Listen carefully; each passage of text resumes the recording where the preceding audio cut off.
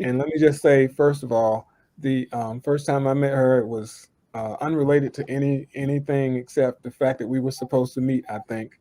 And after I realized, and this is after several years of me trying to contact the family, and I shared this story with her, and I just never got the details of who she was or where she was. And it turns out that she was sitting right there in Calvert County in the Board of Education meeting, and I'm standing beside her, and she tells me that she's the mother of First Lieutenant Richard Collins. And I think I went in like, I've been trying to find you for years. You did. um, but after talking to her, after sitting with her, the emotion I had was I just needed to go home and hug my sons, and Yes. that is tremendous. And I just want to introduce her, but I do want her to frame it to let her know that you do that, and what you gonna do with that power. What you gonna do with that power? I love that, Mr. Flowers. And when you say what you're gonna do with that power, Rick and I, first of all, love our children. So we invested everything into our children. We come from the framework of our children would have if we don't have. And that's what we believe. And instilling in them to be good people and to work hard and to endeavor to do and be all that they can imagine to be. So we said, the sky's the limit. You can do this. So that's how we believe in raising our children. And that's what we believe and what we instilled in them. And so to have our son taken away, murdered under these circumstances, it was unbelievable to us that how can this happen?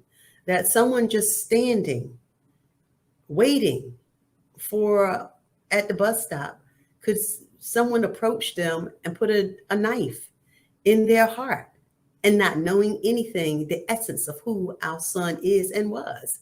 It was just unimaginable. And 5 years later, it's still very much a part of our lives. And we're still, and I would tell people to this day, we're still trying to heal and understand this scourge that beset our family. Yeah, it's difficult for us to Now, is wrap it our heads around that. so? Can you share a little about First Lieutenant Richard Collins? And that's the impact you had on me, because you went into decisions you had made to position him to do what he was doing with his life.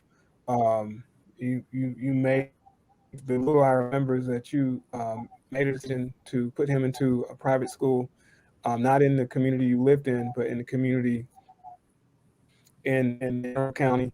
And coincidentally, that's was the first contact I had with somebody who went to school with him, and I kind of fell out, I didn't we didn't connect the dots on me finding him, but so you made those decisions and you made them for a reason.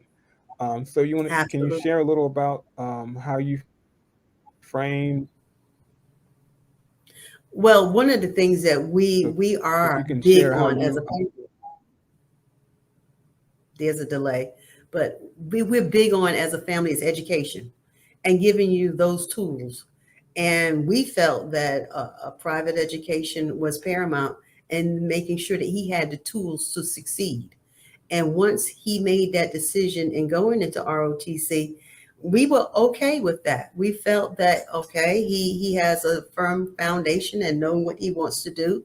So we were good with that.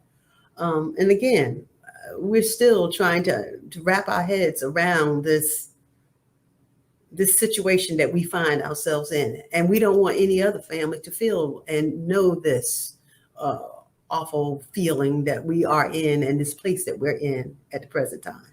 And keep in mind, we didn't specifically sort of direct him into making that decision. He came about it on his own. So, even though we had apprehensions, but we were willing to be supportive once he decided and made the decision he wanted to have a commitment toward a military career. We were there to support him, and we're happy that he was able to achieve the success in completing his program in ROTC and looking forward to beginning his military career when this all happened.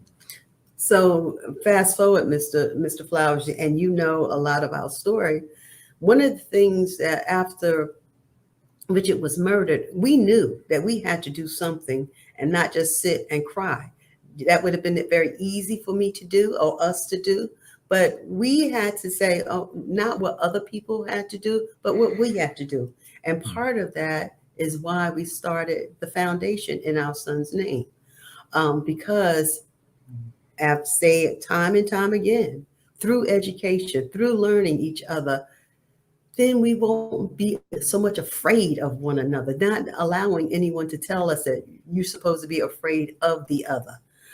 And one of the things that happened at our son's homegoing service was a state senator by the name of Mike Miller. I pleaded with him and cried on his shoulders, do not let my son's death be in vain. And we also wanted to make sure that we took an active role in shaping the narrative of what our son's life was about and the type of character that he had, because it's all too often in today's society, it's very easy for others to try and define who an individual is. And we wanted to make sure that we gave a accurate, I guess you could say, portrait of what our son's life was about and the type of person he was. I was going to say, one of the things that Senator Miller, who is now deceased, said he would not let our son's name be in vain. He was one of the primary authors of a bill for the state of Maryland, and there's a $1 million scholarship in his name for ROTC students to attend HBCUs. And